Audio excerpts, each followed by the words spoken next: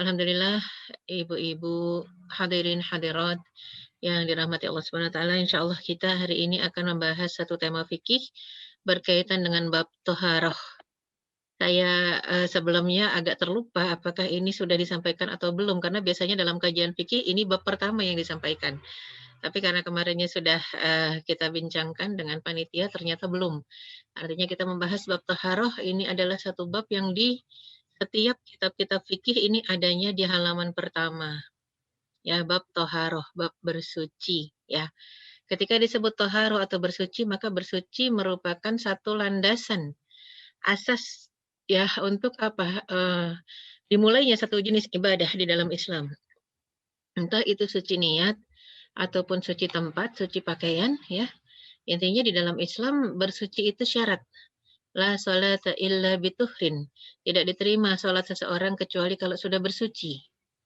Ya, jadi ketika disebutkan juga yang namanya toharoh bersuci itu, maka di dalam Islam merupakan asas. Di antaranya, kalau kita bicara tentang toharoh bersuci tidak hanya bersuci pakaian, tempat, ya. Untuk bicara salat saja begitu. Maka yang paling penting juga di atas semuanya adalah bersuci niat, ya. Bersihnya niat itu merupakan nomor satu, poin nomor satu di dalam ya pelaksanaan ibadah, apapun jenis ibadahnya. Maka di dalam Islam ketika ada orang yang sudah belajar fikih, dia tahu cara bersuci, ya, dia tahu istinja, dia tahu wudhu, dia tahu mandi sekalipun. Akan tetapi ketika niatnya, ya, ketika dia mengerjakan satu jenis amal soleh dengan niat yang salah, maka otomatis tertolak juga walaupun dia sudah menjaga kesucian yang lain selain kesucian hati. Makanya kenapa kita lihat surat Al-Wail, kita lihat ya di dalam eee, surat Al-Maun.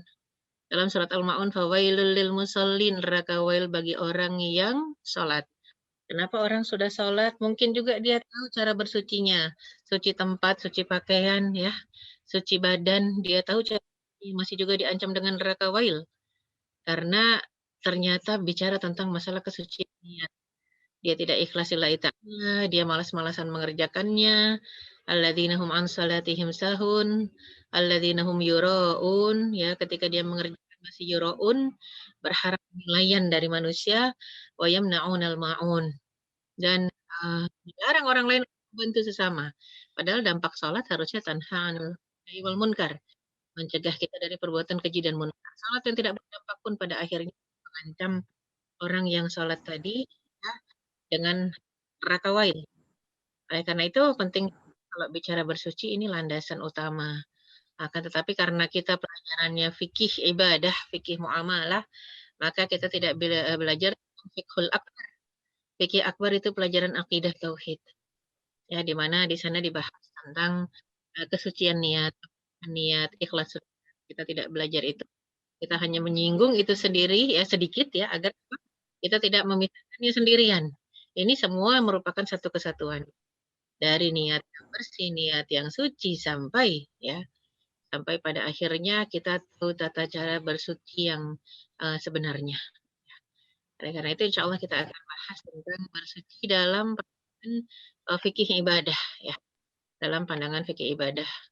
Maka insya Allah kita akan bahas tentang, tohara, bab bersuci. Jadi kalau kita bicara bab bersuci, maka harus ada caranya dan harus ada alatnya. Apa alat bersuci yang utama Islam? Itu di dalam syariat Islam bersuci itu, ada dan alatnya adalah air. Airnya air apa gitu ya, kan penting untuk dipahami ternyata air itu banyak jenisnya. Kalau kita bicara macam-macam air, ternyata air yang utama adalah air mutlak. Air mutlak itu air yang rasa bau kosong. Selalu disebutkan rasa, warna, bau kosong ya. Ketika disebutkan rasa, warna, bau kosong berarti tidak berasa, tidak berwarna, dan tidak berbau. Ya, rasa, warna, bau kosong, tidak rasa, tidak berwarna, dan tidak berbau. Ini penting buat kita untuk apa, memahami definisi air mutlak yang digunakan untuk bersuci. Rasa, warna, bau kosong, tidak berasa, tidak berwarna, tidak berbau. Tiga itu selalu akan kita ulang-ulang agar teringat. Rasa, warna, bau kosong. Ya, jadi bukan air putih. Kalau air putih itu air susu, tapi ini air kosong gitu ya. air kosong. Jadi ketika disebut air kosong tidak ada rasa, tidak ada warna, tidak ada bau. Itu yang paling penting untuk difahami dari definisi air mutlak. Apa contohnya? Maka ada air hujan, ada air salju, es embun, air laut, telaga. Nah, mungkin ada yang mengatakan kalau laut kan asin, iya, tapi jumlahnya lebih dari 2 kulah. Asin yang lebih dari 2 kulah silahkan digunakan untuk apa? Untuk bersuci ya. Tapi kalau cuma sepanci, air sop juga suci ya, tapi dia tidak mensucikan. Sop ayam suci, tidak mensucikan. Sop daging suci, tidak mensucikan, gitu ya. Jadi ini yang syarat air mutlaknya itu rasa, warna, bau, kosong. Definisi air mutlaknya ya, yaitu yang suci dan mensucikan. Nah, maka kalau air laut iya, dan bil ma'i wasalji wal barad, kita minta dibersihkan segala kotoran-kotoran dengan air, dengan salju, dengan embun ya. Air telaga walaupun mungkin di telaga atau di danau warnanya sudah hijau-hijau di bawahnya karena banyak lumut, tetap karena jumlahnya lebih dari 2 kulah dia jadi air mutlak ya. Kemudian kita masuk ke jenis air berikutnya yaitu air musta'mal. Sesuai dengan namanya musta'mal, maka dia air yang sudah pernah digunakan untuk bersuci. Apa contohnya? Misal, kita wudhu dari keran, ya, di kamar mandi, di pancuran. Tapi di bawah keran tadi ada ember. Kita berwudhu, dan apa yang kita cuci, wajah kita ini bersih, nggak ada yang kotor-kotornya gitu ya. Tidak ada najis-najisnya. Maka kemudian air yang turun, tetesan dari wudhu kita ke ember, di ember ini masih bisa juga digunakan untuk bersuci. Ya, jadi kalau kita bicara toharu atau bersuci itu apa sih sebenarnya? Membersihkan diri kita dari najis. Ya, membersihkan diri kita dari najis. Apakah yang namanya bersuci itu hanya untuk sholat? Tidak. Tidak hanya untuk sholat. Ya, yang namanya bersuci itu ada wudhu, ada mandi, ada istinja. Jadi kalau kita bicara pakai air ini untuk wudhu, untuk mandi, untuk istinja. Ya, jadi nggak boleh airnya dikasih wangi-wangian, itu nggak boleh. Ya, air yang dikasih desinfektan itu sampai akhirnya wanginya seger, itu nggak bisa dikategorikan sebagai air mutlak ya. Kalau air mutlak betul-betul harus air kosong. Tapi udah kadung ini terlanjur ada desinfektannya, misalnya ada antiseptiknya, jangan dibuang. Sediakan saja ember lain untuk apa? Untuk bilasan pertamanya. Ember lain yang isinya air mutlak, rasa, warna, bau, kosong ya. Begitu juga dengan air mustakmal yang sudah pernah digunakan ataupun tetesan-tetesan air wudhu jatuh ke sana. Kalau 3 unsur air mutlaknya rasa, warna, bau, kosong, dia tetap bisa digunakan untuk bersuci. Ingat bersuci, istinja, wudhu, mandi ya. Air yang bercampur dengan barang yang suci, contohnya tadi ya kita sebutkan ada desinfektan, ada antiseptik, mungkin juga air yang kecemplung odol, kecemplung pasta gigi, kecemplung sabun, airnya suci. Tapi sayangnya tidak mensucikan. Kalau 3 unsur air mutlaknya hilang. Kalau rasa, warna, baunya kosong, nggak bisa dijadikan air yang menghilangkan najis. Jadi gimana caranya kalau cuma seember, apa kita buang aja? Jangan dibuang. Ya ini bisa jadi bilasan ketiga, keempat, kelima. Jadi yang bilasan pertamanya ya, atau bilasan pertama dan kedua tetap harus air mutlak ya. Artinya ngegayung, kita ambil 1 gayung dari air itu harus air yang mutlak. Untuk istinja, untuk wudhu ya, apalagi untuk mandi ya, untuk mandi besar misalnya. Itu kalau misalnya wudhu 2 gayung apa cukup? Cukup. Kalau wudhu doang 1 gayung aja cukup sebenarnya ya. At-taqsid fil isti'malil miyah. Tetap Rasulullah SAW mengingatkan kita untuk taqsid, irit dalam menggunakan air, irit yang bersih ya. Kemudian, nah kalau air mutanajis atau air bernajis, bila berubah di antara rasa, warna, bau, jelas tidak bisa dipakai untuk istinja. Tapi kalau nggak berubah, bisa dipakai. Contohnya apa? Bak mandi kita di kamar mandi terbuka kalau malam hari. Tiba-tiba begitu keesokan harinya kita lihat ada kotoran-kotoran cicak. Kotoran cicak sepakat najis, cicaknya juga najis ya. Nah, makanya kalau Rasulullah SAW berpesan kepada para sahabat untuk menutup bejana-bejana air di malam hari. Karena yang dikhawatirkan itu ya, mungkin kejatuhan kotoran cicak, ya kejatuhan bangkai cicak, atau lebih parah kejatuhan bangkai tikus. Wah, itu nggak ada harapan tuh. Kalau cuma ember kecil buang semuanya ya. Akan tapi kalau air mutanajis tadi tidak merubah rasa, warna, bau, airnya tetap dalam kondisi mutlak, bisa digunakan untuk bersuci ya. Kemudian kita lihat lagi sisa minuman. Ini mungkin kalau dalam kondisi tidak seperti sekarang ya, kalau sekarang kan kita dalam kondisi di, isolasi mandiri ya, dalam kondisi kita physical distancing, jaranglah bertamu yang namanya offline ya. Tapi biasanya kan kita kalau bertamu dikasih minum, pakai, air yang sudah digelas-gelasin gitu ya, air kemasan. Air kemasan itu kadang-kadang nggak habis diminum oleh tamu, hanya diseruput sedikit, hanya disedot 2 kali, 3 kali sedot. Habis itu tamunya pulang, airnya tetap ditinggalkan di meja. Gimana ini nasib-nasib air, status-status air? Orang yang nggak paham ya bahwasanya Islam itu menjaga ekosistem pasti akan ngebuang begitu saja. Tapi kalau orang yang paham, ditampung air itu. Entah untuk apa, menyiram tanaman, ya apalagi kalau airnya kan air kosong, bisa dimasukkan ke dalam ember di kamar mandi digunakan untuk istinja. Nggak masalah untuk bersuci ya. Cuman kan kadang-kadang orang suka merasakan, ih kan bekas orang, nggak masalah. Sisa manusia, sisa anak Adam, kalau walaupun dia kafir misalnya tetap suci sisanya. Bisa digunakan untuk bersuci. Dan sisa binatang yang dagingnya bisa dimakan, diminum sama kelinci kita airnya, nggak apa-apa ya. Yang dagingnya boleh dimakan, maka liurnya suci, karena dagingnya pun suci ya. Kemudian sisa bagol, keledai, binatang, serta burung buas ya. Hukumnya juga suci karena kita dapat minum di tempat minumnya binatang buas. Ya, misalnya gitu tadi ada, hewan ganas, buas lewat, ikut minum gitu ya. Ikut minum di tempat air atau penampungan kolam kita, silakan dipakai untuk bersuci. Sisa kucing juga hukumnya suci, hanya 2 sisa yang tidak boleh kita, gunakan, yaitu sisa anjing dan sisa babi. Makanya kenapa Rasulullah SAW sendiri mengatakan kalau bejana kita ada yang dijilat anjing atau dijilat babi, mungkin orang ada yang mengatakan terkena daging babi kali Ustazah, bukan dijilat. Ya, kalau kita di sini mengatakan mungkin terkena daging babi, tapi kalau di beberapa daerah di Eropa, di Irian, babi itu sama seperti anjing, ya, berjalan ke sana kemari dan dipelihara, merupakan peliharaan rumah, bahkan yang digendong-gendong, ya. Jadi makanya hukumnya sepakat najis ya, dia harus dicuci dengan air 7 kali, salah satunya dicampur dengan tanah. Kemudian kita lihat lagi,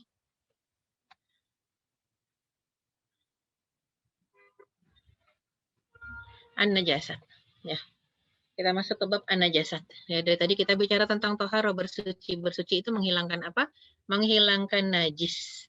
Bersuci, bersuci itu menghilangkan an-najasat ataupun najis. Jadi pengertian najis atau an-najasat adalah kotoran yang bagi setiap muslim wajib membersihkan ya, diri, tempat, pakaian daripadanya. Ya, dalilnya jelas. Wa thiyabukum fatahhir warrujza fahjur. Ya pakaian kita sucikanlah, kata-kata keji tinggalkanlah. Innallaha yuhibbu tawwabina wa yuhibbul mutatahhirin. Allah Subhanahu wa taala mencintai orang-orang yang bertobat dan orang-orang yang bersuci, mensucikan diri dari apa? Dari najis-najis nampak dan najis-najis tidak nampak. Ar-rijs, ketika disebut rijis itu najis ya. Kadang-kadang najisnya tidak tampak. Innamal khamru wal maisiru wal ansabu rijzun min amali syaiton fajatanibuhu. Sesungguhnya khamr ya, berjudi, mengundi nasib itu adalah najis.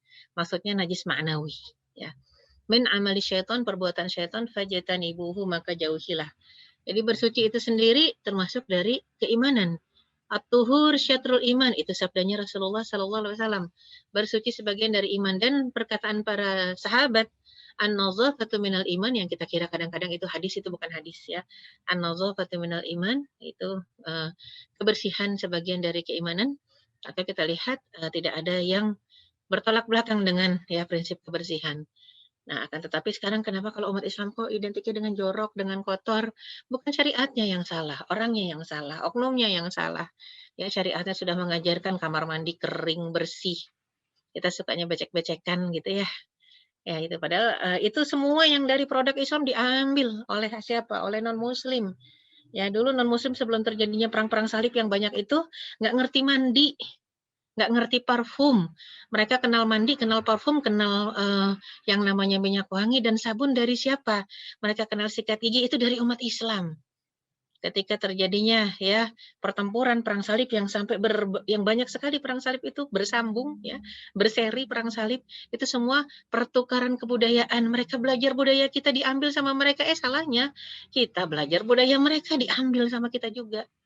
Jadi yang baik mereka ambil, kita ambil yang buruk ya dari non muslim itu. Dan jenis-jenis najis yang sepakat sekali najis adalah bangkai, semua bangkai adalah najis, ya akan tetapi ada pengecualiannya. Jadinya yang namanya bangkai itu najis kecuali bangkai ikan, bangkai belalang. Makanya kita sendiri kan memang kalau beli ikan di pasar rata-rata ikan yang sudah jadi bangkai ya. Iyalah ikan mati kan kita jarang beli ikan hidup ya. Makanya disebutkan di dalam Islam semua jenis bangkai najis kecuali bangkai ikan, bangkai belalang, bangkai binatang yang tidak mempunyai darah mengalir. Ya, seperti semut, lebah dan lain-lain dan bangkai tulang ya, tulang seperti gading ya. Gading gajah kan juga banyak yang dibuat menjadi apa perhiasan ya, perhiasan dari gading gajah. Sebenarnya bangkai tapi karena tidak najis maka diperbolehkan digunakan bahkan dipakai sholat ya. Kulit, banyak yang pakai jaket kulit, jas kulit, apalagi sepatu kulit. Kalau memang dia ya, bangkai pasti tidak boleh digunakan dalam sholat ya, akan tetapi bangkai yang tidak najis sehingga banyak juga tas kulit ya dipakai sambil sholat digantungin ya, itu nggak masalah. Nah kemungkinan kita untuk mempelajari ini artinya kita belajar ya ini termasuk nggak jenis bangkai yang dibolehkan. Kalau bangkai yang memang selain yang disebutkan berarti tidak boleh digunakan dan harus dijauhi. Nah, kemudian darah, semua jenis darah najis. Tapi darah yang seperti apa? Darah yang mengalir, daman masfuhan. Kalau darah nyamuk nggak mengalir, nggak apa-apa ya. Nah, kemudian darah-darah yang mengalir ini termasuk diantaranya adalah darah yang ditampung, seperti marus. Beberapa adat tertentu kan malah kalau nyembelih ayam, nyembelih apa saja ditampung darahnya dijadikan seperti hati gitu ya. Marus, ini hati palsu itu juga tidak boleh. Najis ya hukumnya, tidak boleh dikonsumsi, terkena aja harus dicuci. Daging babi, anjing sepakat. Muntah, pipis, kotoran manusia sepakat najis. Ada pengecualian pipis bayi. Pipis bayi yang belum makan minum, pipis bayi yang ASI eksklusif. Ya, dia najis ringan bahkan disebutkan saking ringannya cukup dicipratkan air saja. Kemudian mani, madhi, wadi. Jadi tadi ya kalau pipis bayi yang ASI eksklusif tidak perlu dicuci, cukup dicipratkan air. Adapun mani, madhi, wadi, ya ini 3 cairan yang keluar dari laki-laki dan perempuan, bukan hanya dari laki-laki ya. Perbedaannya apa? Kalau keluar mani harus mandi, kalau keluar madhi dan wadi cukup wudhu untuk mengerjakan sholat ya. Jadi kalau mani definisinya keluarnya memancar karena rangsangan seksual kuat di laki-laki dan perempuan, sama ada hubungan suami istri ataupun mimpi basah, sama. Keluar mani harus mandi. Adapun madi, kalau madi ini kalau perempuan keluarnya meleleh karena banyaknya aktivitas, banyaknya gerak, kecapean ya, atau ada penyakit, maka keluarlah keputihan, ini madi. Kalau laki-laki dia keluar meleleh karena apa? Karena adanya rangsangan seksual ringan, rangsangan seksual ringan. Jadi kalau mani rangsangan seksual kuat, maka kalau madi rangsangan seksual ringan. Bukan karena banyak gerak kalau di laki-laki ya. Cukup melihat orang yang dia sukai saja sudah bisa keluar. Adapun wadi, laki perempuan keluar sama ketika pipis. Ingat kalau mani harus mandi, kalau mandi wadi harus wudhu. Ya, jadi laki perempuan ada keluar. Adapun kalau kita bahas di sini tentang najis berikutnya adalah kotoran ya hewan, jadi pipis dan kotoran hewan dari yang dagingnya tidak boleh dimakan, itu najis. Tapi kalau kotoran dan pipis hewan yang dagingnya boleh dimakan, tidak najis. Ya, tapi kita kan kadang-kadang sekarang ngelihat kotoran ayam jijik, geli. Lihat kotoran tikus biasa aja. Nah, kebalik kan ya. Kotoran ayam itu nggak najis, bisa dijadikan pupuk. Tapi kalau kotoran tikus najis, tikusnya juga harus dibunuh ya. Khamsu fawasik, 5 hewan yang kalau ketemu lagi salat aja boleh dibunuh dan nggak batal, asal nggak bersuara kita. Apa itu hewan-hewannya yang 5 hewan yang harus dibunuh dalam kondisi kita salat sekalipun? Ya, diantaranya adalah tikus, ular, ya, kalajengking, terus kemudian anjing gila, ya, kemudian juga burung bangkai.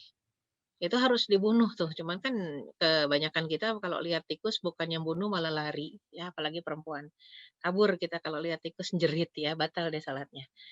Sehingga penting sekali untuk memastikan, kenapa kotoran dan pipis dari hewan yang, dagingnya boleh dimakan dia tidak najis, makanya kotorannya boleh dijadikan pupuk ya, pupuk kompos, pupuk tanaman.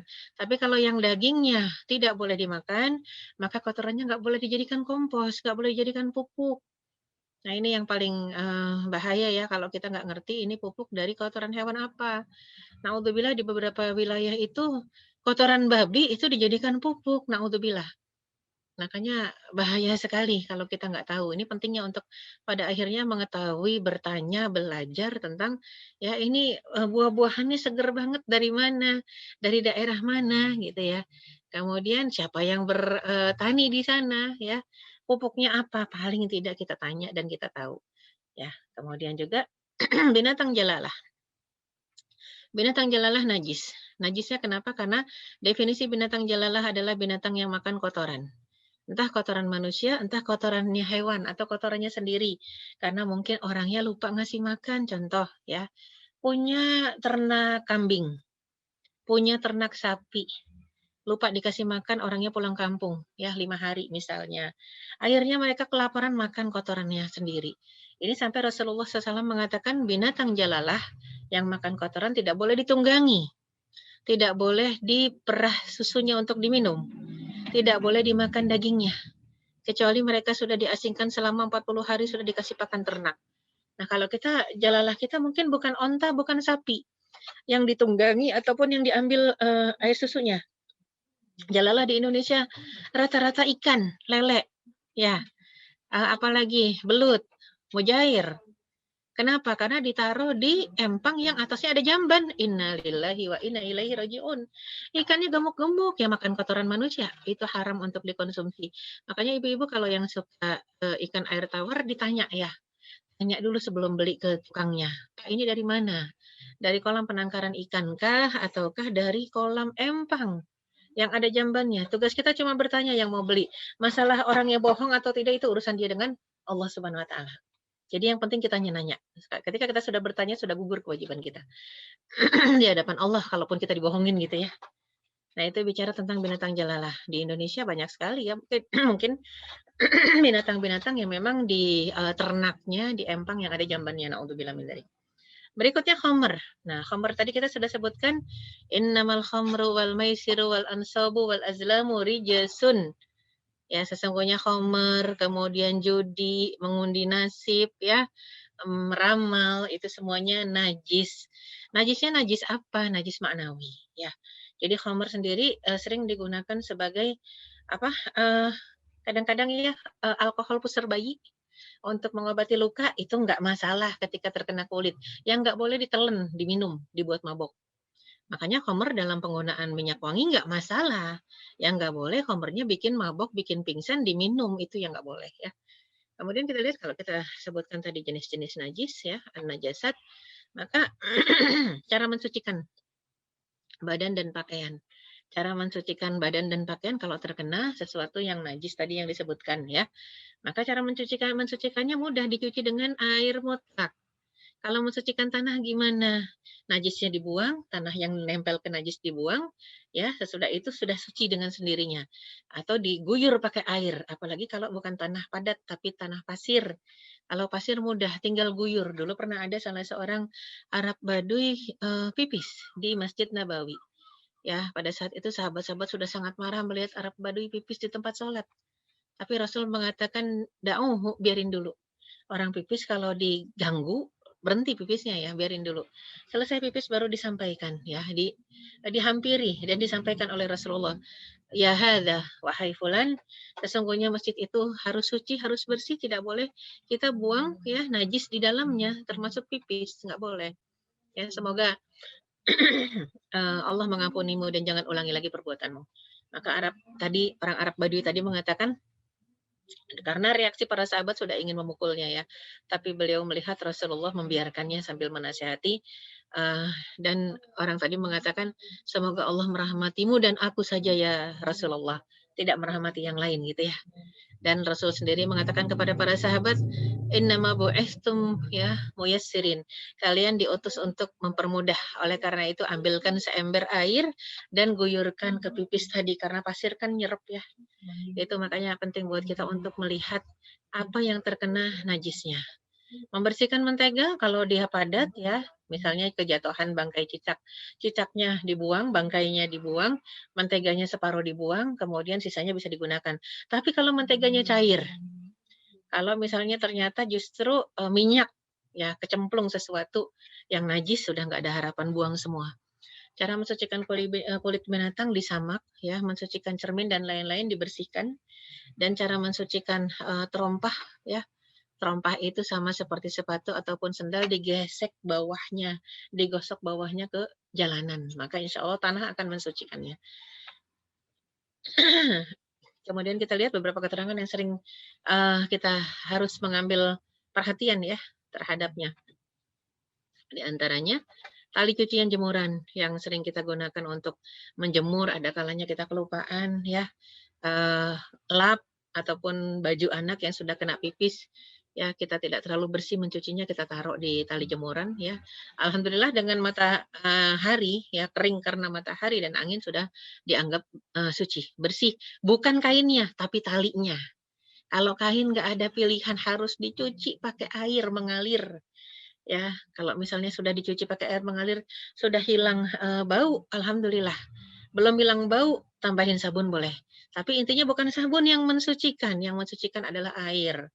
Jadi nggak boleh nggak dicuci pakai air, cuma dikasih wangi-wangian, nggak boleh. Tapi tali jemurannya alhamdulillah keringnya sendiri tali jemuran tadi dengan matahari sudah dianggap bersih. Jika seorang ditimpa sesuatu yang jatuh dan ia tidak tahu apakah itu air suci ataukah, najis, maka dia tidak wajib mencuci bagiannya. Contoh, kita jalan di bawah gedung, ya ternyata ketetesan air. Pertama kalau kita lihat, kita cium, ini airnya kok nggak ada warnanya, kita cium nggak ada baunya gitu ya, sudah harus husnuzon, mungkin air AC.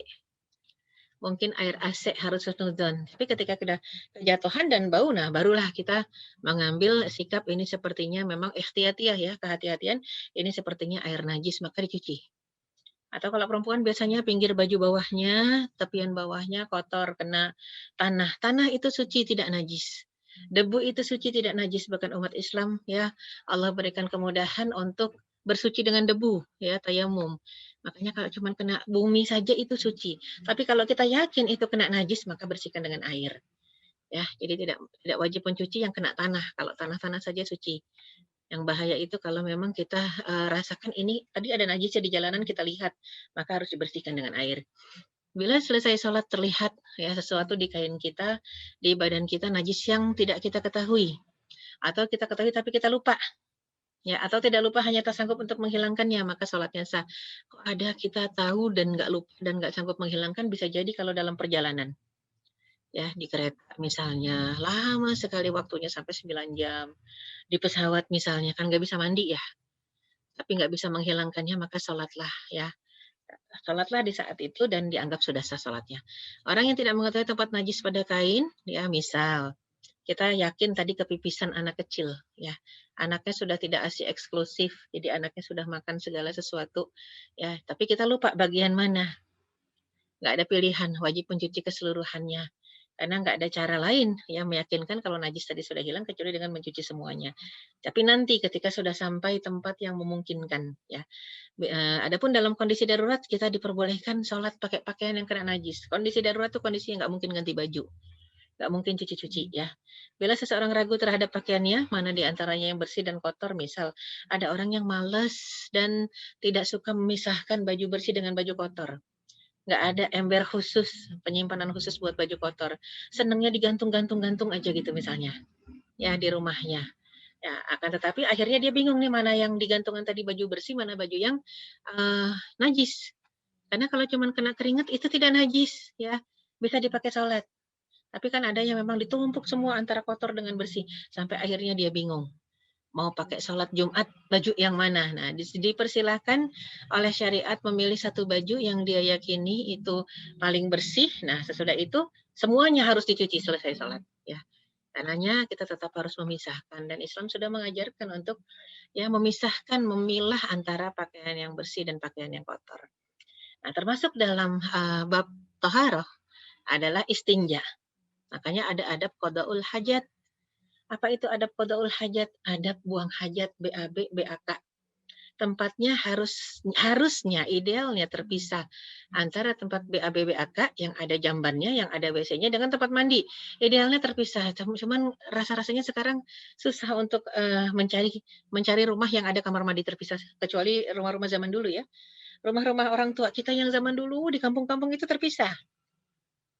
Kalau jamban tempatnya jauh di belakang, adapun kamar mandi tempatnya di dalam. Itu yang benar. Kalau sekarang antara kamar mandi dengan jamban jadi satu. Nah, jadi ntar kalau yang belum punya rumah, maka bagusnya sih buat rumah yang menyehatkan seperti itu ya. Buat mandi boleh dalam rumah, boleh dalam kamar. Tapi kalau untuk yang BAB di luar deh gitu ya. Agar sehat. Ini kan enggak zaman sekarang WC sudah ada dalam kamar ya. Wah, repot nih. Cuman oke kita lihat bagaimana caranya kita masuk ke dalam ruangan yang ada WC-nya. Di sini ada adab qadaul hajat. Tidak membawa barang yang memuat nama Allah kecuali bila dikhawatirkan akan hilang. Apa sih barang yang memuat nama Allah? Apakah mushaf? Sekarang tidak mushaf saja ya. Di masa Rasul aja Rasul punya cincin. Rasulullah SAW punya cincin yang bertuliskan Allah dan Muhammad ya, karena cincinnya Rasul fungsinya dalam satu waktu yang sama adalah sebagai stempel ya, sebagai stempel surat-surat Rasul. Ya, itu kalau Rasul masuk jamban, masuk kamar mandi yang ada WC-nya, Rasul titipkan kepada para sahabat kalau di luar WC itu ada sahabat. Tapi kalau di luar WC nggak ada sahabat, Rasul nggak bisa nitipkan kepada siapa-siapa, maka terpaksa dibawa masuk. Kita pun juga begitu ya. Jadi kalau memang ada barang-barang yang misalnya kalung, kalung emas. Bingung mau nitipin nama siapa, kalung emas kita ada tulisan lafaz Allahnya. Bingung mau nitipin nama siapa, akhirnya kita bawa masuk ya. Itu pentingnya untuk sebisa mungkin sih, sebisa mungkin jangan dipakai ya kalau kita keluar-keluar rumah. Kemudian menjauhkan dan menyembunyikan diri dari manusia, terutama di waktu buang air besar, agar tidak terdengar suara dan tidak tercium bau. Ternyata suara dan bau itu sendiri hitungannya adalah aib ya, di dalam Islam harus disembunyikan. Makanya gimana caranya supaya nggak kedengeran suara kalau kita masuk ke sebuah WC yang ada jambannya, WC yang ada apa masuk toilet yang ada WC-nya, maka kalau di sana ada ember, ada keran, puter aja kerannya supaya ada suara. Ketika terdengar suara itu air, maka orang tidak mendengar suara kita buang air pipis ataupun buang air besar. Dan juga suara air gemericik itu mengurangi bau, ya. Terus membaca basmalah dan isti'adah secara deras atau jahar ini penting. Gimana caranya? Karena kita kan kalau masuk jamban itu harus pakai kaki kiri. Ya, masuknya pakai kaki kiri, keluarnya kaki kanan. Ya, ini tidak berkaitan kalau ternyata kamar mandinya nggak ada jamban, nggak ada aturan kalau itu. Tinggal Bismillah aja masuk. Tapi kalau kamar mandinya ada WC-nya, ada jambannya, maka harus masuk kaki kiri, keluar kaki kanan. Tapi sebelum masuk kaki kiri, harus dibuka pintunya besar-besar. Kita harus bacakan Allahumma inni a'udzubika minal khubuthi wal khaba'ith. Terdengar begini.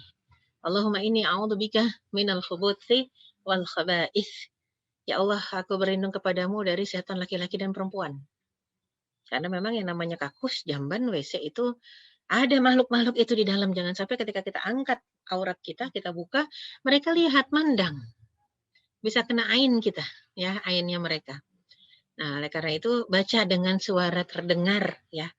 Dan juga menghindari bicara sama sekali, baik berupa zikir atau menyauti azan, salam, ya. Jangan ngobrol di WC. Zaman sekarang apalagi kalau ternyata kita ke mall-mall ya, antara satu WC dengan WC lain kan berjajar. Kadang-kadang atasnya itu nggak tertutup ya, kamar mandinya nggak tertutup, atasnya terbuka. Kita ngobrol gitu antara ruangan sini sama ruangan sana, sebenarnya tidak boleh ya. Kenapa? Karena Islam mengatur eee, ini agar sehat. Udah bukan bukan cuma sekedar masalah adab.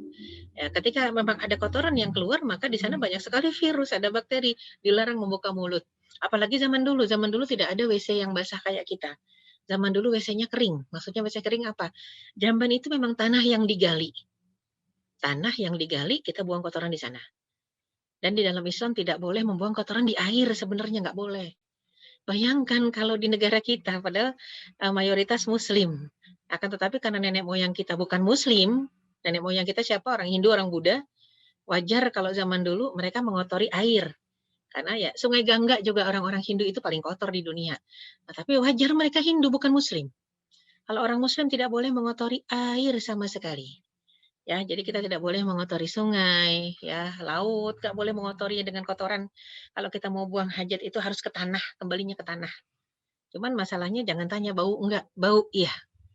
Ya, itu bau sekali. Jadi penting buat kita untuk apa? Menjauhi berbicara sama sekali, tidak menyauti ucapan salam, apalagi sekarang mungkin ini sangat-sangat rentan ya di dalam kamar mandi saja kita dengar suara azan. karena suara azannya pakai speaker. Kita dalam kamar mandi aja denger, tapi jangan sauti ya. Dan tidak menghadap kiblat atau membelakangi kiblat untuk adabnya. Jangan ngadep, jangan ngebelakangin. Mencari tempat yang lunak, rendah untuk menjaga agar tidak terkena najis. Menghindari lubang ya, agar tidak menyakiti hewan-hewan yang mungkin ada di sana. Nah, mungkin kalau kita sebutkan kok tempat lunak, tempat rendah, ini kalau di alam terbuka. Kita lagi camping, kita lagi naik gunung gitu ya. Kita cari semak belukar. Jangan cari jangan cari batu padas nanti nyiprat-nyiprat. Tapi kalau kita sekarang gimana ya? Ubin di kamar mandi aja batu atau ubin. Makanya kenapa betul-betul harus mengangkat bajunya tinggi-tinggi ya supaya apa tidak terciprat najis dan kita jongkok. Diperintahkannya jongkok. Kalau mampu, kalau enggak duduk deh, jangan berdiri. Kecuali mungkin yang sakit. Kalau sekarang kan rata-rata laki-laki pipisnya berdiri. Makanya kenapa kaum pria sekarang banyak sekali yang kena penyakit prostat. Ya, turun berok. Kenapa? Karena Rasul dulu ngajarinya jongkok, bukan berdiri. Bahkan Aisyah mengatakan, demi Allah, Rasul pipis berdiri cuma 2 kali seumur hidup. Itu ketika terjadi peperangan, susah mencari tempat untuk jongkok. Kenapa? Banyaknya bergelimangan bangkai dan darah ya di mana-mana. Nah, maka Rasul berdiri. Yang kedua, ketika dalam perjalanan ya tempatnya kotor dekat tempat sampah, nggak ada tempat yang bersih, maka Rasul berdiri. Yang selebihnya Rasul jongkok. Menghindari lubang agar tidak menyakiti hewan yang mungkin ada di sana dan makhluk-makhluk lain. Karena makhluk lain itu ya dari bangsa lain jin itu tinggalnya di lubang-lubang. Maka kita dilarang untuk memipisi lubang-lubang. Selain lubang yang kita gali ya, yang kita gali, tapi jangan lubang yang ada di pohon, lubang yang ada di tanah. Kalau yang kita gali untuk jamban silahkan. Tapi kalau kan kadang-kadang kita lihat ya, ada yang tiba-tiba pipis aja disolokan anak kecil ya, kalau tidak diajarkan oleh orang tuanya. Habis pipis aja di pohon. Nah, itu nggak boleh. Itu bahkan disebutkan ijtanibul mala'in, jauhkanlah tempat orang-orang melaknat. Yaitu di bawah pohon, tempat yang rimbun, tempat yang rindang, di halte bis, orang pengen istirahat. Tapi ketika mau duduk bau pesing nggak jadi, malah melaknat. Itu terkena orang yang pipis barusan sama yang dulu, itu kena semua laknatnya. Ya, jadi penting buat kita memperhatikan adabnya, jangan sampai kita mengotori tempat orang-orang beristirahat. Ya, jadi tempat orang bernaung, ya, tempat pertemuan mereka, itu namanya malain, tempat orang melaknat akhirnya. Karena pengen duduk, nggak jadi duduk, bau pesing. Ya, dan juga dalam hatinya udah kesel banget itu yang kena umpatan dari awal sampai akhir orang yang pernah pipis di sana. Tidak buang air di tempat mandi, sama ada airnya itu ngalir atau nggak ngalir. Jadi jangan sekali-kali buang air pipis di kolam renang, ya.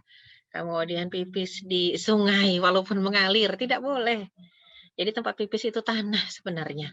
Ya, jadi luar biasa kalau kita lihat ya, Islam menjaga ekosistem sampai sedemikian rupa. Coba kalau mata air itu bersih dari puncaknya, dari gunung, ya di bawah tidak dipakai pipis, nggak dipakai buang BAB. Itu mata air yang mana saja kita lihat bisa diminum sama kita. Tapi kalau sekarang nggak berani kita minum, berani minum dari air yang walaupun kita ke gunung nih, di satu tempat ada air mengalir dari atas, kita tahu itu mata air di atasnya. Tapi mau minum juga nggak berani sekarang. Kita terfikir tersirat jangan-jangan di tempat perjalanan air tadi ada yang pipis. Karena saking kita tidak beradab dan tidak berakhlaknya memperlakukan ekosistem, memperlakukan semua yang Allah ciptakan. Padahal dalam Islam nggak boleh sama sekali mengotori air. Ya, apalagi empang ya. Empang buat naruh buat apa kita ternak ikan di atasnya ada jamban, aduh nggak kepikir itu di masa Rasul ya, nggak pernah ada itu. Itu kenapa kita di sini ada ya karena nenek moyang kita bukan orang Muslim, rata-rata Hindu Buddha. Terus tidak pipis waktu berdiri karena bertentangan dengan kesopanan ya. Dan Rasul biasanya memercikkan air ke bajunya kalau sudah selesai pipis, sudah istinja agar menghilangkan was-was. Dan wajib menghilangkan najis yang terdapat pada kedua jalan yang terdapat pada kubul dengan dubur, baik dihilangkan dengan batu ya ataupun dengan daun. Kalau dulu kalau nggak ada air ya, kalau nggak ada air maka dihilangkannya dengan batu atau daun. Kalau sekarang kalau nggak ada air dihilangkannya dengan apa? Tisu. Karena Rasul mengatakan cari batu dan daun yang kering, yang bersih ya. Kalau sekarang tisu, makanya tisunya juga tisu kering. Kalau sesudah menggunakan tisu kering silakan gunakan tisu basah. Tapi harus tisu kering dulu. Karena Rasul mengatakan gunakan yang kering dulu untuk menghilangkan najis, bukan yang basah dulu. Ya, kalau kecuali air. Kalau tidak ada air maka beralih langsung ya ke daun yang kering. ataupun ke batu ya, batu yang kering ya. Kemudian kita lihat dulu Rasulullah SAW kalau nggak dapat sabun, nggak dapat parfum ya, air sudah selesai nih. Terus gimana caranya untuk menghilangkan bau-bauan? Habis kita istinja, maka Rasul biasanya meremas-remas daun ya, entah itu daun gaharu, pokoknya daun-daun yang wangi ya. Daun-daun yang wangi agar menghilangkan bau. Kalau sekarang mudah, sudah dicuci pakai air nggak juga hilang baunya, maka pakai sabun ya. Yang jelas intinya yang menghilangkan najis adalah air bukan sabun. Tidak bersuci dengan tangan kanan, kecuali yang nggak punya tangan kiri. Agar menggosokkan tangan ke tanah ya kalau tidak ada sabun. Jadi zaman sekarang udah ada sabun, nggak usah lagi cari-cari tanah ya, cukup sabun saja. Agar memerciki kemaluan dan celananya dengan air bila pipis ya, sesudah pipis untuk menghilangkan dan melenyapkan was-was yang akan mengganggu kehusyuan sholat. Kemudian mendahulukan kaki kiri ketika masuk dan melangkah keluar dari jamban dengan kaki kanan sambil mengucap ghufranaka. Ya Allah, aku mohon ampunanmu ya. Ah, maka kita akan sudah menyelesaikan satu bahasan tentang fikih toharoh sampai di tadi adab qadaul hajat. Ini bahasan terpisah tentang sunnah Rasulullah. Masuk bab toharoh tapi bahasannya cukup panjang karena sebenarnya kaitannya dengan kebiasaan-kebiasaan Rasul dalam keseharian ya. Termasuk ada khitan ya, terus cukur-cukur, berharum-harum, tidak membiarkan uban putih ya, jadinya mewarnai. Nah, ini ada bahasannya khusus ya insya Allah lain kali. Wallahu a'lam bishawab, saya kembalikan ke hostnya. Silahkan.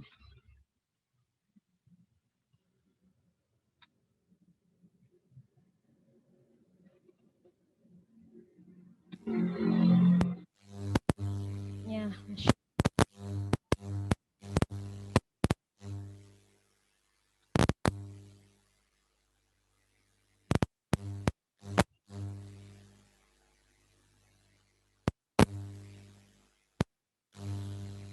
Ya, udah ada pertanyaan kayaknya di room chat ya, Mbak Sri.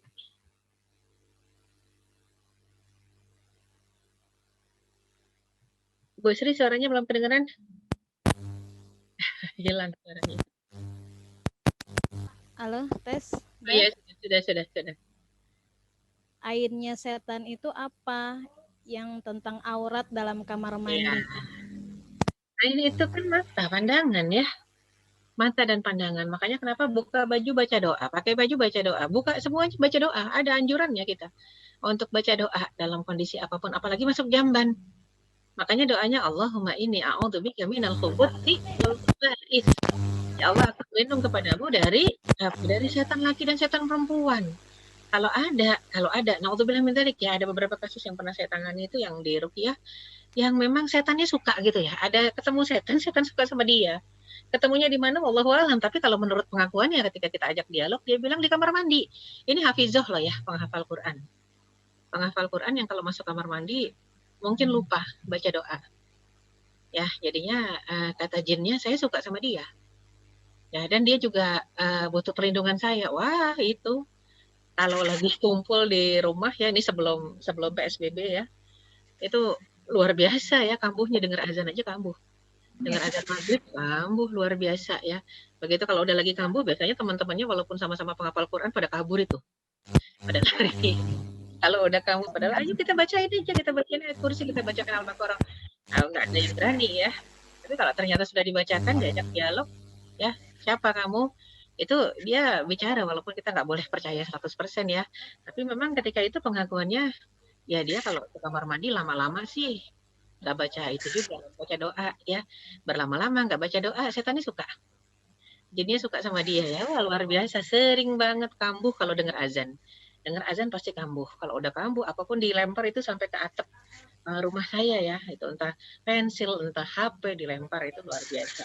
Tapi ternyata ya, jadi sekali lagi peringatan buat kita semua, tidak perlu berbetah-betah di kamar mandi yang ada WC-nya. Ain ya setan, karena setan mengatakan ya dia cantik, ya dia mandi lah pasti kebuka auratnya. Dan dia lupa baca doa ya setan yang liatin lah, itu dia ainnya ya. Jadi ternyata kekaguman manusia ya, tanpa mengucap masya Allah saja bisa mendatangkan penyakit buat kita, dan sama juga dengan kekaguman makhluk yang itu. Ya, jadinya makhluk yang itu kagum sama kita, makhluk itu juga apakah iya makhluk yang jahat itu mengucap Masya Allah? Ya enggak. Ya, maka kita langsung kena sakit karena pandangannya bisa seperti itu ya. Makanya preventif di dalam Islam dengan mengucap doa sebelum buka-buka baju ya. Wallahu a'lam bishawab. Ya, kemudian ada lagi. Selanjutnya Kalau buang dari angin, pipis, ya bisa kita tahan. Tapi kalau keputihan gimana? Kita nggak bisa tahan gitu ya. Apalagi dalam kondisi umroh ataupun haji, dalam kondisi ihram, dalam kondisi tawaf, keluar keputihan, mau ganti ke kamar mandi jauh tempatnya ya. Alhamdulillahnya kalau kita bicara tentang tadi ya, madhi, tentang madhi. Sebentar, batunya saya habis, batu laptopnya. Ya, kalau kita bicara tentang madi, tentang keputihan, ulama memasukkannya ke dalam najis mukhaffafah, najis ringan. Ya, sebagian ulama mengatakan dia membatalkan wudhu, tapi ya pertama membatalkan wudhu memang, tapi yang jelas tidak perlu mengganti daleman. Ya, jadi untuk ganti dalemannya kalau bisa bagus diganti, kalau nggak bisa nggak apa-apa, tinggal wudhu ulang. Kalau bicara cuma tinggal wudhu ulang mah gampang ya. Wudhu itu kan pakai segelas air, gelas yang plastik itu aja cukup. Dimanapun tempatnya. Ya, jadi mau kita lagi tawaf, mau kita lagi apa itu untuk minggir sebentar, pakai air gelas itu, nggak sampai segelas aja, cuma membasuh wajah satu kali, ya, kemudian membasuh. Nah, ini yang paling penting, karena tangan sampai siku harus disembunyikan di dalam kerudung atau mukena. Ya, satu kali kemudian nah rambut paling mudah karena Rasul kemana-mana pakai sorban. Rasul kalau mau wudhu nggak pernah buka sorban kalau musafir, cukup diangkat sedikit sorbannya, tangan yang basah ini masukkan ke dalam ke ubun-ubun, sisanya dari luar sorban. Rasul beginikan. Kalau kita dari luar kerudung selesai, tinggal kaki kalau pakai kaos kaki kan cuma atas kaos kaki doang yang diusap, nggak perlu dibuka, simple. Jadi masalah ganti pantinya nggak usah, nggak apa-apa kalau memang nggak mungkin, apalagi kamar mandi jauh ya. Pertanyaan kedua, apakah boleh jika ke kamar mandi bawa HP? Boleh, tapi HP-nya jangan dipasang, apalagi kalau ringtone-nya ayat ya, ringtone-nya ayat. Nggak usah dipasang, khawatir kita lagi nongkrong, dia bunyi ayatnya. Jangan ya, jadi matikan, tapi dibawa aja. Ya, jadi walaupun dia berisikan nama Allah dan Al-Quran, dimatikan saja aplikasinya, nggak apa-apa. Kemudian pertanyaan berikutnya, mau tanya di tempat-tempat tertentu untuk toilet cowok itu berdiri semua. Ya, kayaknya bukan di tempat tertentu saja deh, di semua tempat. Agak susah untuk cari toilet yang duduk ataupun toilet yang jongkok ya. Oke, sekarang ad-darurat tubihul mahzurat, semua yang darurat, kondisi darurat ini kita. Kondisi akhir zaman rata-rata semua sudah berbeda dengan aturan Islam, maka insya Allah tubihul mahzurat. Ya, dibolehkan untuk melanggar yang sebenarnya tidak boleh dikerjakan gitu ya. Tapi memang kalau masih bisa mencari alternatif lain yang lebih mendekati syariat Islam, silakan cari. Kalau nggak bisa ya sudah bismillah, nggak apa-apa. Itu kesalahan bukan pada kita gitu ya, kesalahan sudah pada sistem, karena rata-rata begitu semua ya. Jadi memang Islam tidak mempersulit, Islam mempermudah, tapi kitanya sendiri berupaya untuk tetap ya menggunakan cara yang sudah dicontohkan dalam syariat kita. Terus bicara tentang sanitizer sebelum makan. Sanitizer ke tangan. Sanitizer itu rata-rata mengandung alkohol ya, hati-hati. Dan yang paling bersih sebenarnya kalau kita dapat air aja lah. Itu sanitizer kan pengganti ya. Kalau tidak ada air dan sabun, kan dari awal-awal COVID sudah dijelaskan ya oleh seluruh dokter, oleh tim medis yang paling bagus air dan sabun. Cuma dalam kondisi memang kondisi tertentu yang susah sekali mencari air dan sabun, pada akhirnya pakai sanitizer. Kalau pakai sanitizer kayak gimana? Hati-hati alkohol. Alkohol nempel ke tangan nanti kalau masih basah. Kalau masih basah, otomatis kemakan juga alkoholnya. Terus kalau sudah kering, kalau makanan kita juga kering, oke, nggak masalah. Kering ketemu kering, nggak akan tertelan. Yang repot kalau tangan kita sudah bekas alkohol, sudah kering, makanan yang kita makan basah. Itu kan konsep pertukaran seperti itu, akhirnya ketelan juga. Sebisa mungkin sih menghindar sanitizer kalau mau makan. Kecuali memang hanya untuk dalam kondisi-kondisi dalam perjalanan, oke, pakai sanitizer yang ada alkoholnya. Tapi kalau untuk makan paling cakep air sama sabun. Atau kalau sekarang kan sudah ada tisu-tisu basah yang antiseptik yang non alkohol. Nah, dibawa aja itu. Ya, terus kalau sholat ke masjid pakai hand sanitizer, sholatnya sah, pakai minyak wangi yang ada alkoholnya juga sah. Alkohol itu segala sesuatu yang diharamkan kalau untuk ditelan. Tapi kalau untuk penggunaan luar nggak masalah ya. Karena pusar-pusar bayi juga rata-rata masih pakai alkohol. Ya. Assalamualaikum, waalaikumsalam. Gimana kalau hukum berwudu di kamar mandi yang ada toiletnya? Nggak masalah ya, tapi jangan baca doa di dalam kamar mandinya. Terus kalau habis mandi langsung wudu, masih pakai handuk, boleh nggak? Boleh, nggak apa-apa ya. Intinya tidak membaca ada nama-nama Allah di dalam kamar mandi. Jadi kita nggak berdoa itu aja. Karena kan sekarang susah untuk memisahkan antara kamar mandi yang ada WC-nya sama yang enggak. Susah sekali. Nantilah insya Allah kalau kita buat rumah ya. Allah berikan kemampuan untuk buat rumah lagi, pisahkan saja karena kalau untuk mandi buat wudhu lebih lebih aman yang tidak ada WC-nya. Atau misalnya ada WC dalam kamar mandi tapi WC-nya tertutup, dipintuin sendiri. Nah itu juga bebas, nggak apa-apa. Yang penting dia ada ruangan terpisah. Yang kita nggak lihat orang di sana lagi jongkok gitu ya, orang di sana lagi duduk kita nggak lihat. Nah itu ruangan terpisah, makanya tertutup betul-betul sampai atas. Silahkan ya mandinya ya, dan wudhunya membaca doa nggak masalah. Yang penting WC-nya di ruang tertutup terpisah ya. Walaupun nyambung akhirnya ke kamar mandi ya. Wallahu a'lam bishawab. Ada lagi? Silakan.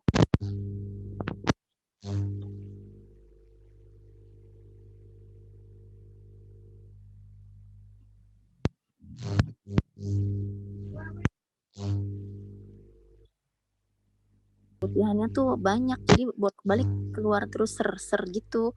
Itu Ya. mesti bolak-balik wudhu berarti kalau lagi umroh haji gitu ya Ustazah? Batasi 3 kali.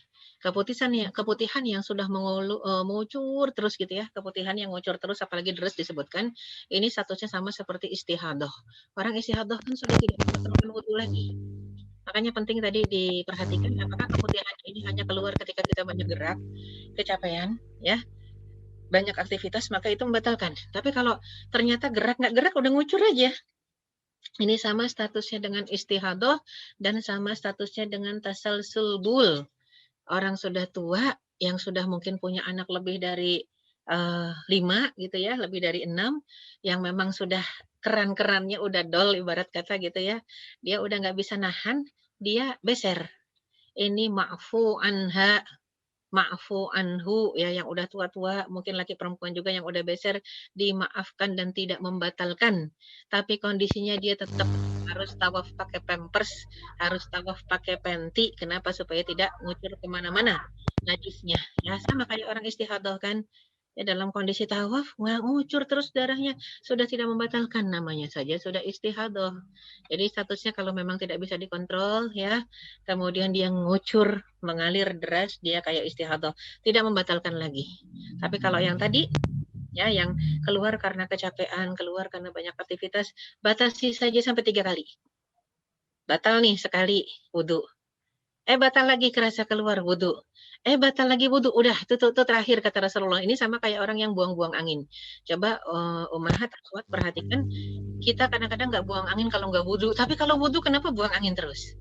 Itu gangguan dari setan ya, itu gangguan dari setan. Batasi kata Rasulullah sampai 3 kali batalnya ya, wudhunya ulang itu sampai 3 kali aja. Lebih dari 3 kali biarkan saja, acuhkan, lanjutkan sholat, anggap nggak ada, itu gangguan, memang itu was-was. Supaya apa? Supaya kita batal terus dan terakhir kita nggak mau sholat ya. Hati ya, ya Allah. Ya terima kasih. Sama kalau kentut, bukan mesti itu kentut bukannya kalau gini apa bukan dari pantat keluarnya, tapi ada bunyi dari kayak dari perut gas ya. gitu kalau pagi. Kalau lagi di perut, wudhu. ya kalau di dalam perut suka ada ya, angin nggak keluar, tapi di dalam perut muter sampai kedengar suara, nggak batal. Karena definisi yang membatalkan khoroja syai'un min sabilain, keluar sesuatu dari 2 jalan, dari kubul dan dari dubur. Keluar nggak? Pastikan. Nggak ada yang keluar, Ustazah cuma di perut, nggak batal. Usir tuh setannya. Ya, jadi langsung kalau cuma dalam perut dengar suara, kita dengar loh suara-suara dalam perut. Kadang-kadang sampai bunyinya kayak dut gitu. Tapi ternyata ya, cuma dalam perut. Jadi kayak angin yang muter-muter di usus, biarkan saja. Selagi tidak keluar dari kubul dan tidak keluar dari dubur, tidak membatalkan. Keluar lebih dari 3 kali juga acuhkan saja. Ya, kalau udah lebih dari 3 kali, batal kita wudhu. Ya, kita mau sholat lagi, keluar lagi bunyi, dut, wudhu lagi. Ya, pas yang ketiga nih, terakhir kita sudah wudu, kita sudah sholat, keluar lagi acuhkan, lanjutkan sholat. Karena ternyata itu tugas setan ya, kerjaannya untuk mendatangkan was-was buat kita. Ya, wallahu a'lam bishawab. Baik, jazakillah Ustazah. Baik, ya, ini kemudian ada yang tanya tentang mandi besar. Mandi besar laki maupun perempuan sama ya. Di sana ada rukun, ada sunnah. Tadi saya bicara juga tentang rukun wudhu ya. Kalau dalam kondisi kita musafir, kita dalam kondisi darurat lagi umroh, lagi haji, itu rukun wudhu bisa dilihat di surat Al-Maidah ayat 6. Rukunnya saja simple. Awali dengan niat, nih kalau untuk wudhu ya, awali dengan niat basuh wajah sekali, basuh tangan kanan sekali sampai siku, tangan kiri sekali sampai siku. Makanya penting kerudungnya gede untuk menyembunyikan tangan ya. Karena yang dibasuh namanya basuh harus dibuka, nggak boleh di luar. Kemudian kalau kepala mudah, Rasul sudah contohkan. Sedikit tangan masukkan sampai ubun-ubun, yang tangan yang basah kena kepala, habis itu dari luar sorban Rasul, kita dari luar kerudung. Kaki tinggal diusap atasnya. Oke, atasnya bukan bawahnya, atasnya saja. Nggak usah dicopot kaos kakinya atau sepatunya. Itu simple, rukun wudhu. Kalau sunnah wudhu, wah sunnah wudhu banyak. Sudah pakai niat, cuci tangan, ya. Kemudian segala sesuatunya 3 kali, itu sunnah. Ya, kemudian madmadah, kumur-kumur, istinsyak, hirup, istinsar, keluarkan, itu sunnah. Ya, sesudah wajah apa? Ya, sesudah wajah kemudian ya kan kita sudah cuci tangan tadi. Habis itu wajah, habis wajah tangan, habis tangan kepala, kemudian telinga. Telinga ini sunnah. Jadi nggak usah juga nggak apa-apa. Ya, kemudian baru kaki dan 3 kali. Berurutan. Artinya kalau dalam kondisi yang kita darurat cukup rukunnya. Nah, kalau mandi gimana? Mandi rukunnya lebih mudah lagi. Pertama niat, mandi wajib. Yang kedua, ratakan air ke seluruh tubuh. Jeburan 1 gayung besar, basah, selesai.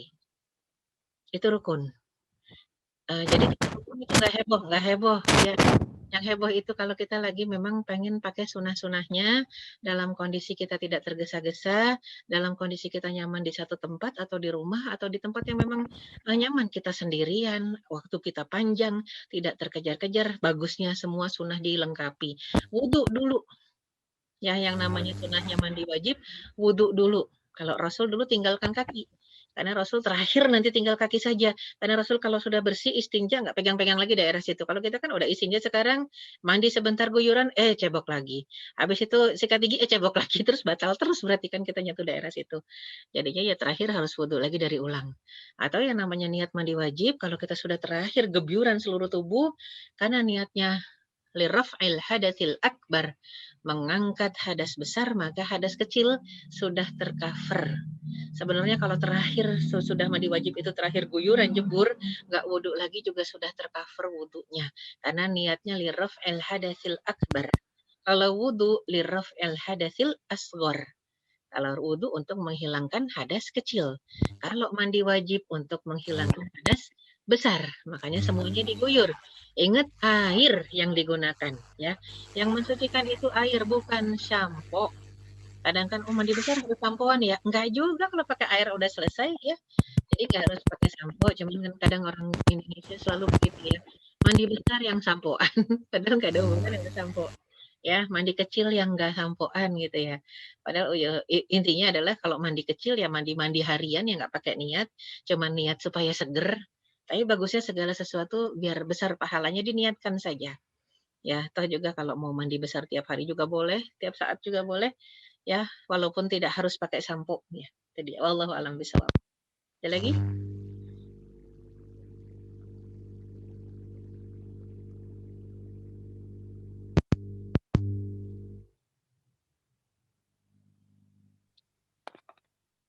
Afwan Ustazah telat.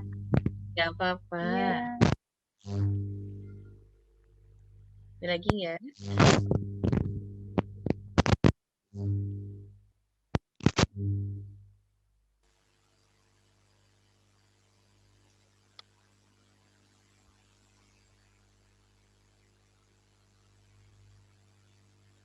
Kalau nggak ada udah jelas berarti ya. Udah clear insya Allah.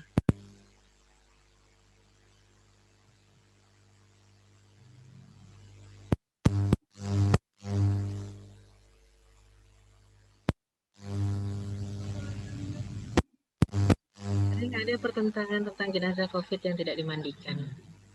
Seperti apa Ustazah? Ya, bagus pertanyaannya ya. Karena kalau di negara lain, negara muslim, ya negara yang penduduknya muslim, itu di negara lain dimandikan. Mungkin kalau kita lihat dulu awal-awal pandemik ya, itu ada kan rekaman-rekaman bagus banget itu dari rumah sakit Islam. Tak kirain tadinya itu di Indonesia, ternyata di Malaysia ya. Yang mandiin pakai APD lengkap, dimandikan, dikafankan.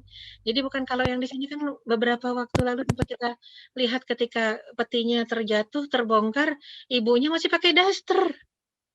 Ya jenazah ibunya itu la haula wala quwata illa billah ya. Subhanallah, hasbunallah wa ni'mal wakil, ni'mal maula wa ni'man nasir. Itu yang mungkin menyedihkan, seharusnya tidak begitu, seharusnya tidak menjadi polemik dan seharusnya pihak keluarga mau menuntut rumah sakit untuk memandikan dan mengkafankan. Habis itu silakan dibungkus pakai plastik kalau mereka mau dan dibaringkan posisi miring. Makanya kan petinya beda. Kalau peti umat Islam ke atas tingginya, kalau peti non muslim ke samping, lebar. Kalau petinya umat Islam ke atas, kenapa? Karena posisi jenazah sudah miring. Jadi tinggal dimasukkan ke dalam tanah, tinggal ditutup saja. Ya, jadi posisinya sudah miring jenazahnya. Itu sebenarnya begitu. Di beberapa tempat rumah sakit sih katanya bisa kita konfirmasi untuk begitu. Asal pihak keluarga kekeh ngotot. Atau mau ikut mandikan dengan pakai APD lengkap silahkan. Gitu ya. Jangan, aduh ya Allah. Jadi sebenarnya nggak boleh ada polemik ya, itu sudah jelas sekali.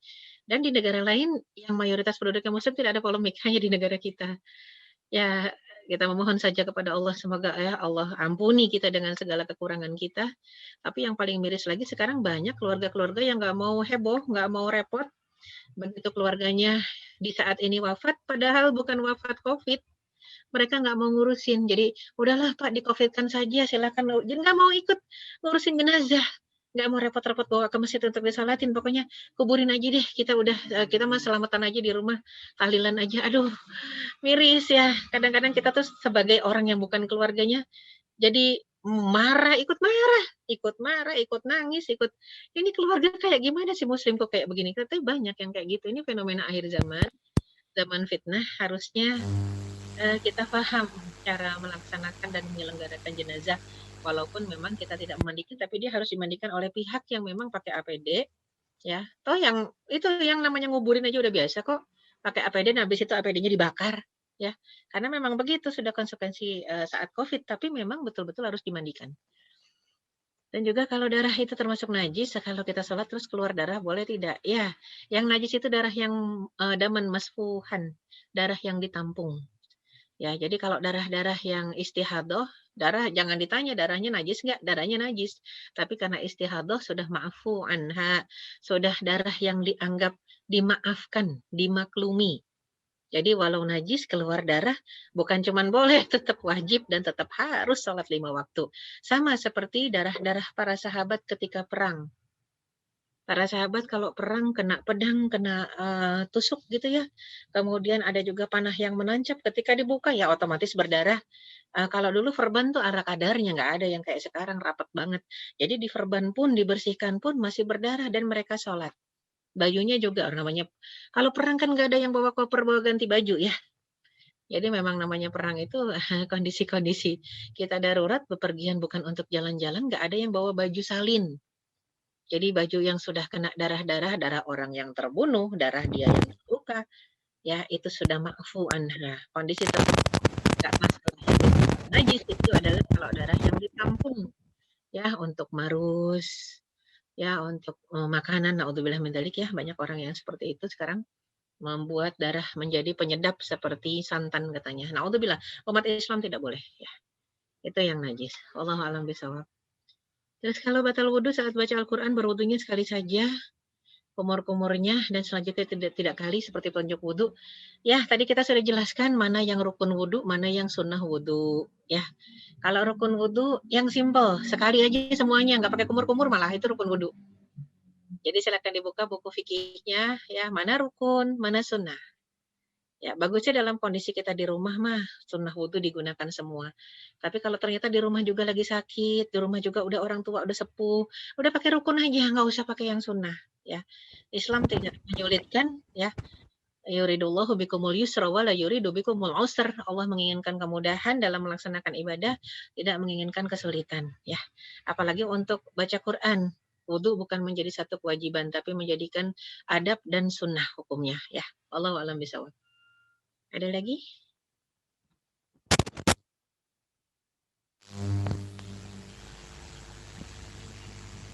Silakan. Ada pertanyaan lagi?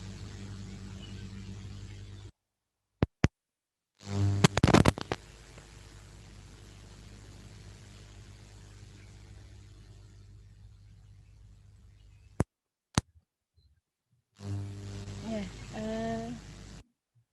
ada lagi yang mau ditanyakan? Oh, sudah cukup jelas sekali ya. Insyaallah. Ya, baik.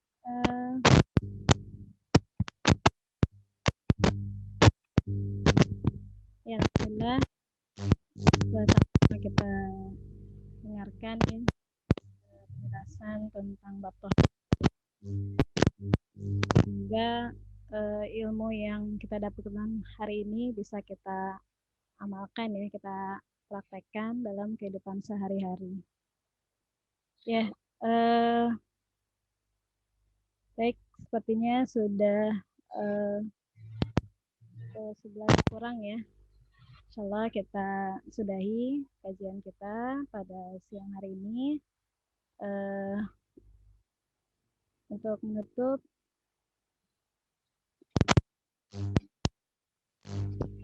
mohon untuk Ustazah Erika untuk berdoa. Ya, baiklah kita akhiri pertemuan ini bersama beristighfar.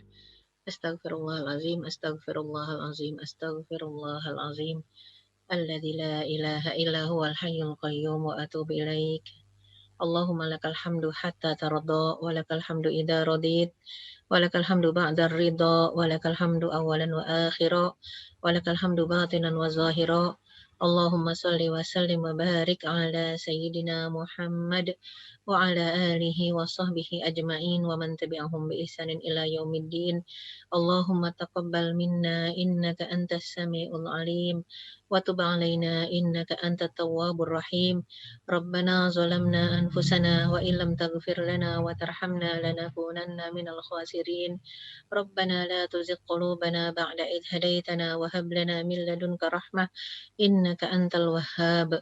Allahumma arinal haqqa haqqa warzuqna tiba'ah wa arinal batila batilan warzuqna jitinabah. Allahumma inna nas'aluka husnal khatimah wa na'udzu bika min su'il khatimah. Allahumma shfi mardana, Allahumma shfi mardana, Allahumma shfil mardal muslimin. Allahumma arham mautana ya arhamar rahimin. Rabbana hab lana min azwajina wa dhurriyyatina qurrata a'yun waj'alna lil muttaqina imama. Allahumma irfa' 'anna al-waba wal bala wal ghala wa shimatatil a'da. Rabbana atina fid dunya hasanah wa fil akhirati hasanah wa qina 'adzaban nar. Subhana rabbika rabbil izzati 'amma yasifun wa salamun 'alal mursalin walhamdulillahi rabbil alamin. Qulu qouli hadza wa astaghfirullah li wa lakum. Mohon maaf lahir batin. Wassalamualaikum warahmatullahi wabarakatuh.